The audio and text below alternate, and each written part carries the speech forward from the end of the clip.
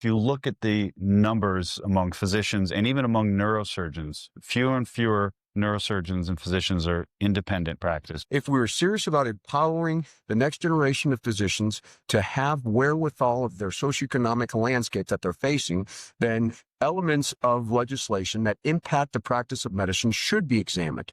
It should be required learning. Welcome to a special edition of the Doctor's Lounge. Anthony DiGiorgio here with Dutch Rojas, and we are at PHA in Santa Fe. And today, our guest is one of my most esteemed colleagues, a sort of mentor of mine, chair of the Council of State Neurosurgical Societies and spine surgeon extraordinaire, Dr. Lou Tumialan. Thank you for being here. Thank you. Thank you for having me. So, Dr. Tumialan, as chair of the CSNS, you've had a real goal of increasing awareness of what particular political issue that is relevant to this meeting. Near and dear to my heart is awareness of Section 6001. Very little known, wasn't known to me, that I discovered throughout my socioeconomic education in neurosurgery and then medicine in general.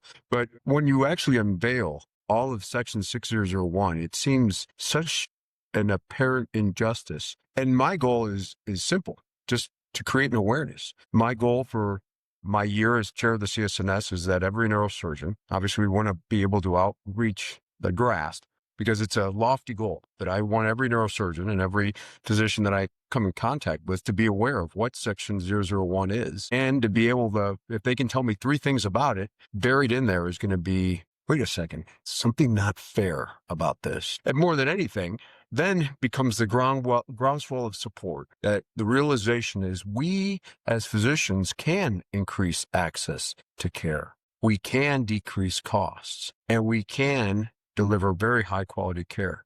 It's time to give us a shot.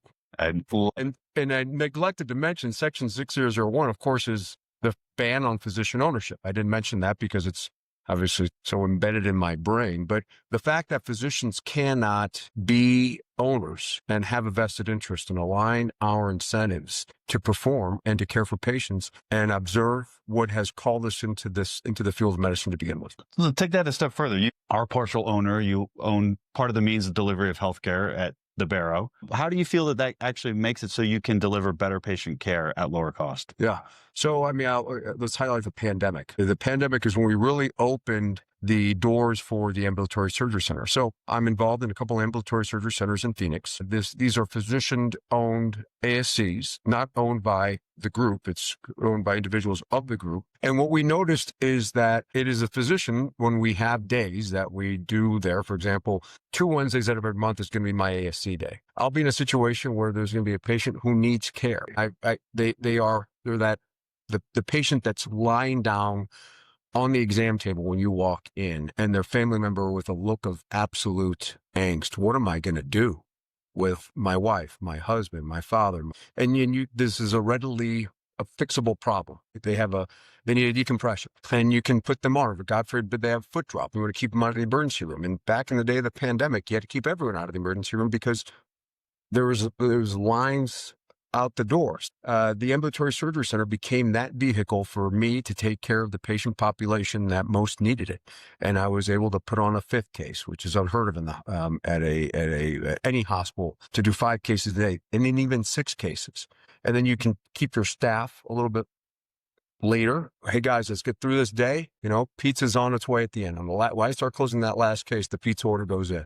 We'll have the pizza part at the end. But that is something that would be perhaps not unheard of, but exceptionally rare in any conventional hospital. And it's what happens when a physician is involved in the decision-making process of executing the delivery of care. With the lessons that we have all learned from our ASC experiences, if we could translate that to a hospital environment, I know we can ramp up even further. We can decrease cost. We can increase access for sure, because it's going to be a different circumstance of the culture of turnover, the technology involved in turnover. That's where we spend the majority of our time. I joke that my biography is waiting. The title of my biography is Waiting to Make an Incision. Life and Times of the Hapless Neurosurgeon in Scottsdale, Arizona.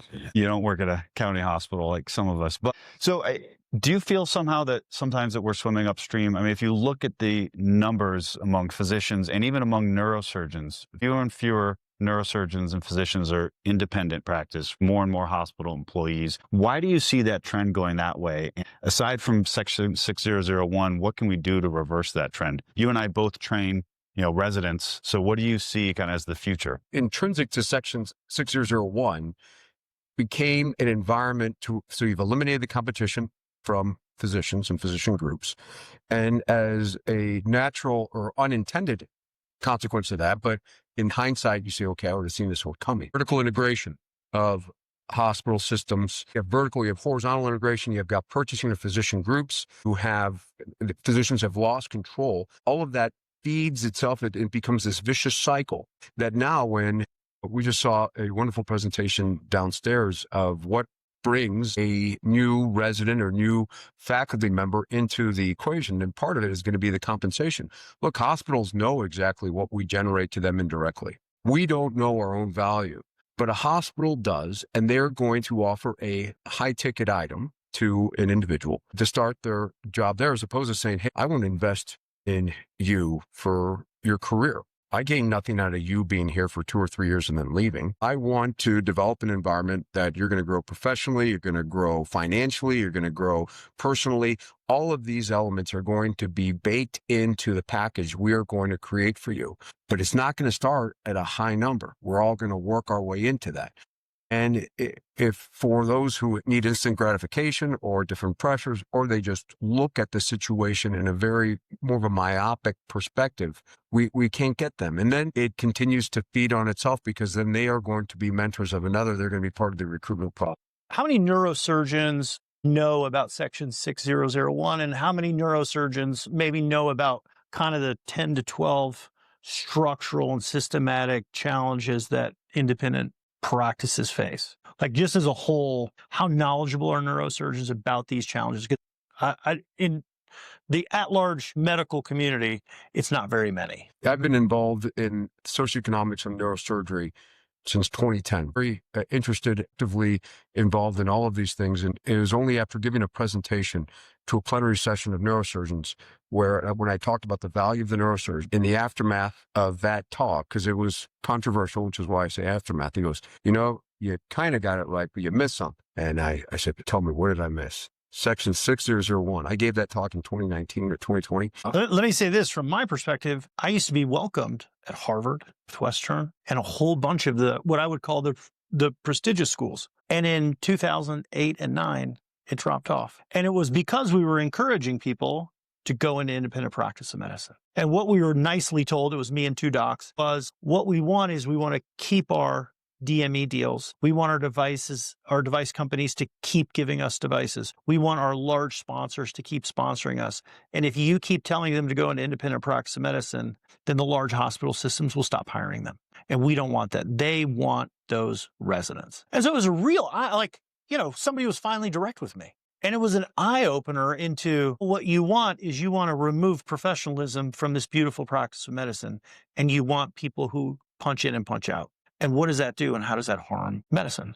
Well, it harms it fairly greatly. They're not going to have that self-awareness or that internal drive to stay independent. They're going to be there. It lends itself more to a herd mentality and to a feeling of futility of fighting it, which is one of the most encouraging things I saw here at PHA, that we've been here for the first couple hours. And I said, where? This has been hiding in plain sight because there's been no attempt to hide a society like this. But it's heartwarming to see and to interact with so many physicians who get it, who have a very sophisticated, I'm learning from them, their sophisticated knowledge base, their experience. Where we had lunch today with a physician group in Kansas City that has an orthopedic hospital. This is exactly the direction we all need to head, I believe. Like I said, we both teach residents. We have conversations about them as they finish their training and go into practice. What do those conversations look like with you? How many of graduating residents do you see have an interest in independent practice or versus the employed model? And how does that usually turn out for them? I get the phone call several years after they've started. And it is in these hospital employed positions where they say, something doesn't seem right here. Can you help me understand? Let me share with you my experience. And obviously the big number that they were offered is not able to be maintained because of RVU quotas. And I said, well, who's doing your coding? They're like, well, they take care of all the coding. That's one of the greatest things. I don't have to worry about. I don't have to worry about anything. I said, it sounds like you do.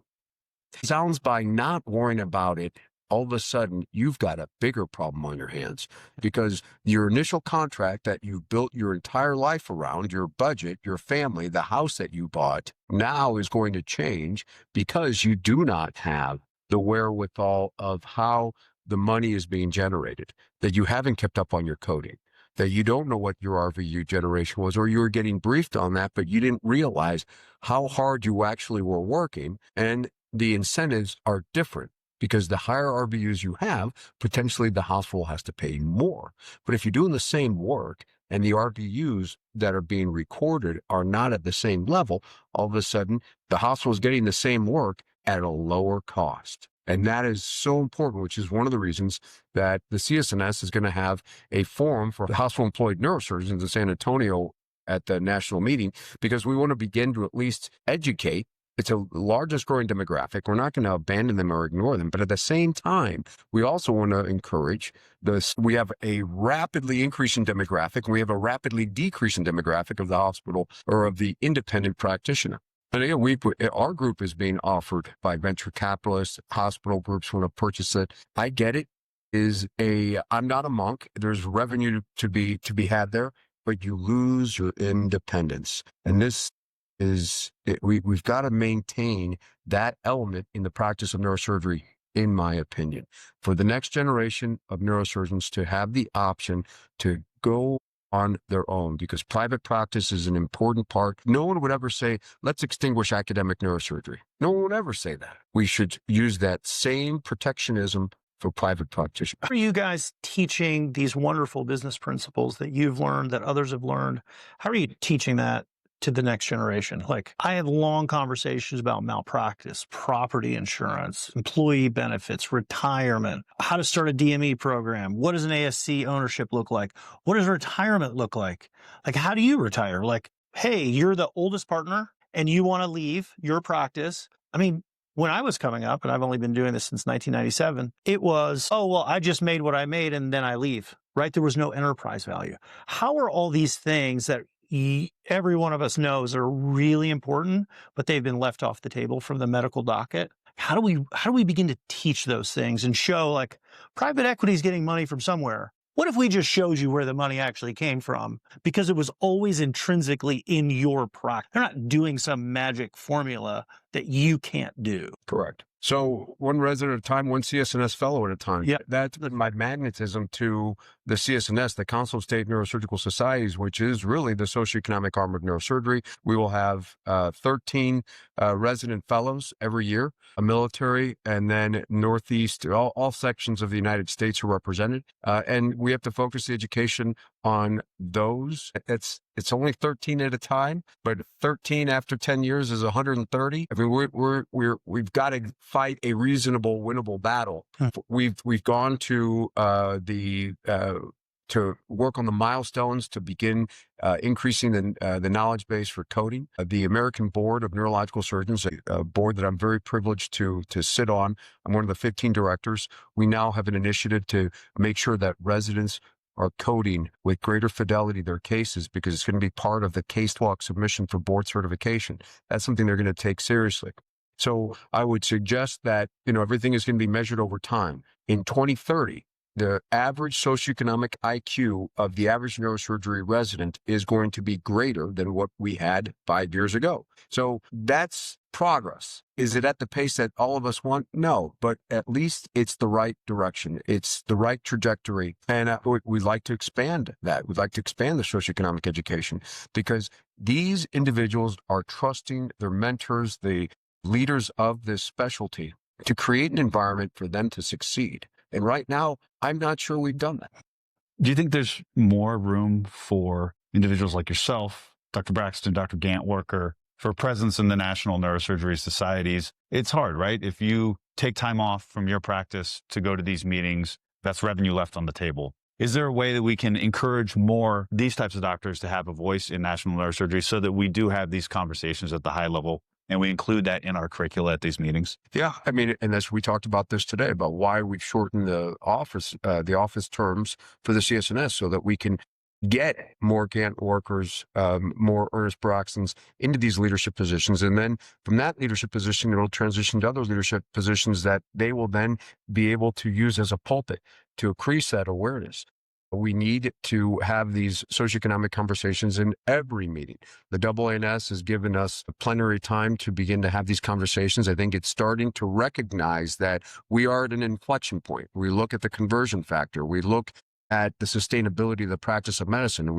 One of the topics that's going to be discussed in this meeting is how to succeed being out of Medicare. Right now, most of us are in Medicare, but there's going to come a time where we're going to be opting out, because that's what's going to change behavior in Washington. When you have a seismic shift in the number of physicians are opting out of Medicare because of the way we're being undervalued, the way we're being treated. And so these are elements of the conversations that we do need to continue to have. And we do need to have as many different voices on the pulpit as possible, shouting to the masses. I totally agree. I just finished my my ABNS review questions for the year, and a whole 1/6 of it was on the global surgery package and making sure that my coding was appropriate. So I give you full credit for that and appreciate that. I recognize from the material. I think I did. But I think that's great that you're doing that. I really appreciate all you're doing for organized neurosurgery. Appreciate you coming to this conference, and thanks for being here today. It's my privilege to be here, and I thank you for making, I think, Anthony, you and Stacy were the one that made me aware, and CSNS became the first society to be part of PHA. So we were happy to break that ground. And hopefully not the last. No, by always, we're going to have other societies joining soon from neurosurgery. So, all right. Thank you. Thank you.